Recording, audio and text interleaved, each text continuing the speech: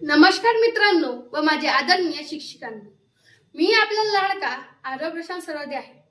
मी वर्ग 8वी सियाराचा विद्यार्थी आहे।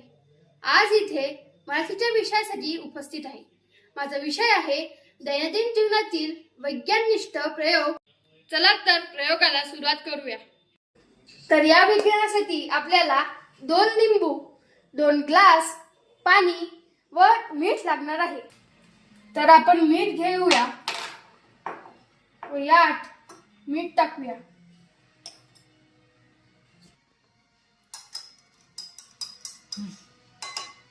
तसेच या ग्लासमध्ये आता साधे पाणी आहे व या ग्लासमध्ये मिठाचे पाणी आहे।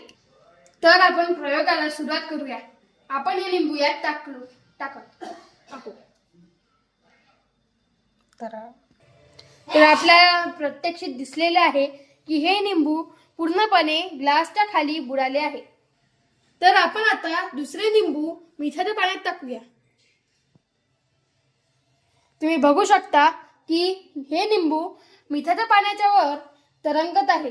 आपल्याला शेवटी हे कळले आहे की ज्या पाण्यात आपण भेसळ नाही केली होती, म्हणजे साध्या पाण्यात लिंबू बुडाले आहे व भेसळयुक्त पाण्यात म्हणजेच ज्या पाण्यात आपण मीठ टाकले होते त्या पाण्यात लिंबू तरंगत आहे। तर तसेच आपला प्रयोग यशस्वी ठरला आहे। धन्यवाद।